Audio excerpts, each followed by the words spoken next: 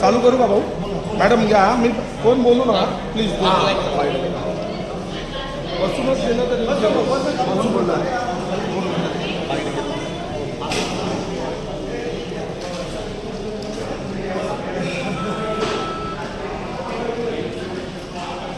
जय भीम जय शिवराय. भारत प्रगतीपथावर आहे आणि भारतामधील नागरिक हे पण प्रगतीपथावर दिसून येत आहेत. दिव्यांग हे भारताचे नागरिक नाही आहेत का?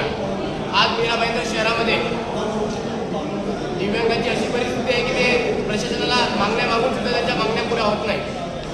आज काही महिला आणि काही आमचे दिव्यांग बंधू आज मीरा भाईंदर शहरामध्ये प्रशासनाकडे काही मागण्या मागतात.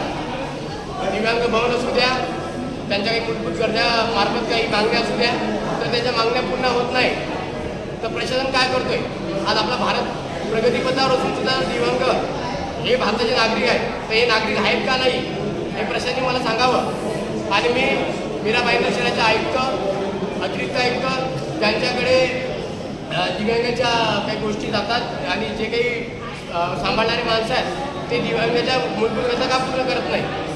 आज काजल नाईकताई यांनी दिव्यांगाचं एक प्रहाराध्यक्ष या दिव्यांगांच्या काहीतरी गरजा आणि त्यांच्या ज्या मागण्या आहेत ते प्रशासनाकडे नमूद करण्यासाठी आंदोलन करतात. त्यांचं हे 10वं आंदोलन आहे आणि 10 आंदोलन करण्याचा त्यांना भाग पाडतं प्रशासन झोपलाय का? या मीरा भाईंदर शहराचा प्रशासक जो पण असेल त्याला दिव्यांग या मीरा भाईंदरचा नागरिक आहे का नाही सांगून द्यायचं. आणि यांच्या मूलभूत गरजा कशा पार करायच्या नाही करता ते स्वतः करायला तयार आहे. पण तुम्ही आश्वासन देऊन काय बोलत ते आम्हाला अनेक लेखी आश्वासन दिलेले आहे. लेखी आश्वासन देऊन लेखी आश्वासन आहे त्यांचे आमच्याकडे. लेखी आश्वासन देऊन या लेखी आश्वासन आहेत आमच्याकडे. ही लेखी अशी 9 आश्वासनं आहेत आमच्याकडे की आम्ही तुमच्या मागण्या पूर्ण करणार. पण आंदोलन संपलं की ते लोक आम्हाला लाथ मारतात.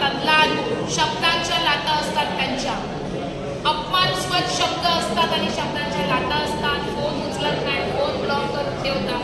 हा अन्याय दिव्यांगांवर मीरा भाईंदर महानगरपालिका करते.